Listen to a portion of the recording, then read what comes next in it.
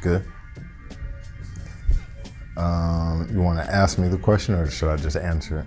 So, how did you get the name Tage?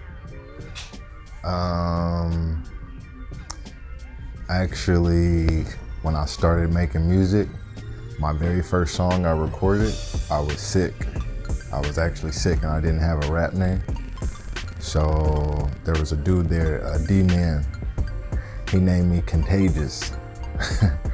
And then there was a song that came out, he's so contagious, he burns my pit, by somebody, and I didn't like the song. I didn't like how my name, go ahead, you cross. I ain't like, he gonna edit it anyway, so. I didn't like how my name was always associated with that song, so I shortened it myself, and people just started calling me Young Tage, and I liked it because there wasn't nothing that I knew. I didn't even know what a Tage was, so I wanted a name that when you type it in, it's only gonna be me, you know what I mean?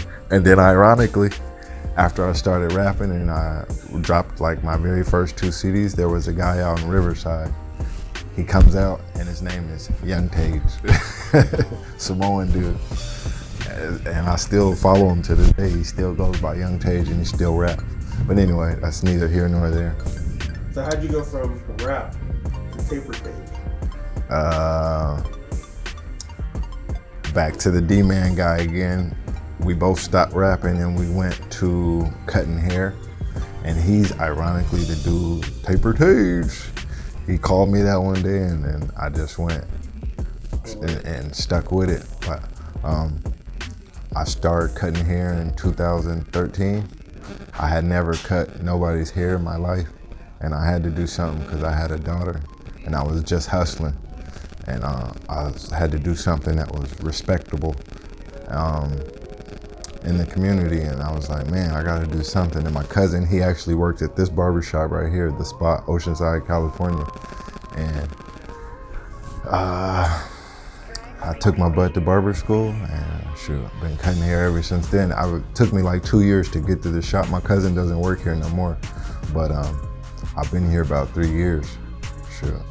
Does it translate, like going from rap hustles and this? Does it translate? Like, did you learn enough from that to jump right into this? Actually, that's why I chose to be a barber, because I was hustling successfully for about 15 years. So you don't gotta clock in, you don't gotta punch it, you know what I mean? Nobody's telling you what to do. It's not like the military or nothing like that.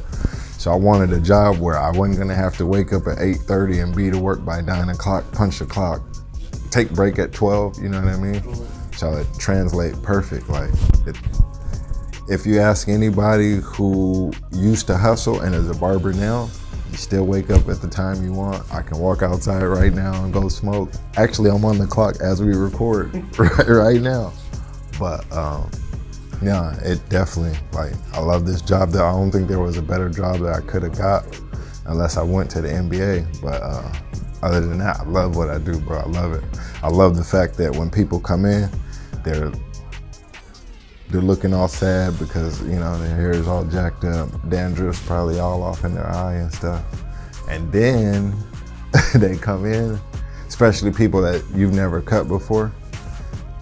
They have no clue what, you know, they just sit down and be like, oh, hook me up. And then when they get out of the chair, they get the cheesing and smiling, and they want your Instagram, your Snapchat, and they want to know your last name, and they just think you're the greatest person on earth because, you know, like my barber teacher taught us, barber's an intimate business, because if you think about it, who else gets this close to your face? You know what I mean? And who else I damn near have to kiss somebody a couple of times, you know what I mean, to get so close to them. It's a cool job. It's a cool job. Or I don't even call it a job. It's a cool career. I love it. I love it. How's your motivation changed? My motivation right now, right this second, and I've been cutting hair 4 years, is way up there because I'm in the process of getting out of this shop and moving off into my own shop. So I'll have to pay the light bill, I'll have to pay the electricity, I'll have to pay the booth. I mean, it's no longer booth rent, I'll be paying the lease, you know what I mean? So it's a big responsibility. So right now, I'm super motivated.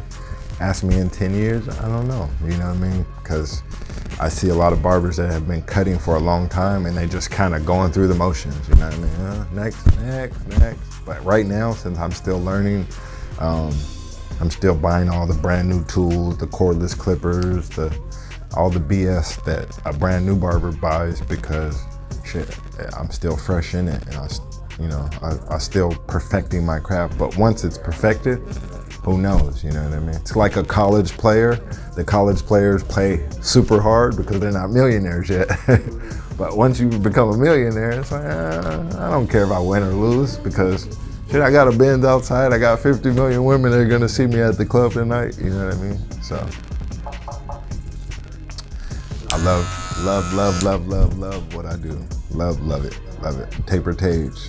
If you had to give one thing to tell the younger version of Tage, what would it be today?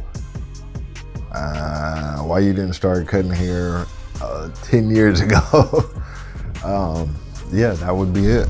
I have a barber pole tattooed on me. I had that barber pole tatted maybe 4 years before I had ever cut my very first head. So I pretty much knew I was gonna be a barber. I had always told my mom, I'm gonna go to barber school, but I never went because, like I said, I was hustling and I was successful at what I was doing.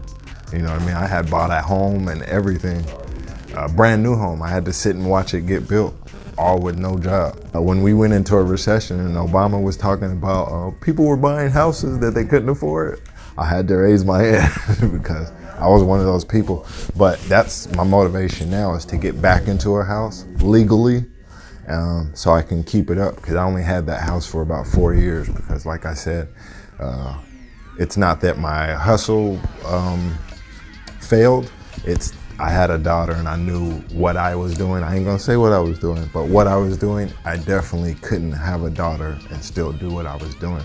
So I had to switch it up and become legal. And like I said, I went to school. That took me 9 months, paid $20,000. Let's just say this. I did music for 8-9 years, got 3 CDs, 4 CDs, and I made more money cutting hair in my very first year than I did all 8 years of doing music. So if there's anybody listening and they want to be an inspired rapper and you're gonna spend a whole lot of money before somebody believes in you that has a bunch of money, expendable money, like Interscope or one of the major record labels. You've basically got to be your major record label until you can get to one of those people, and it's tough. Everybody's not lucky like Soulja Boy. Not everybody, unfortunately.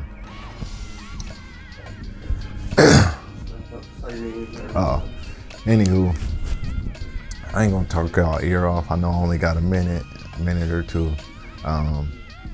Taper Tage, there it is there. TAPER TAGE, Taper Tage. You can check me out on Snapchat, Instagram, Yelp. All of them are Taper Tage. You can go check out the reviews and all of that stuff. Check me out. Yeah, like I said, man, barber life. I can't say no more. Fuck with me.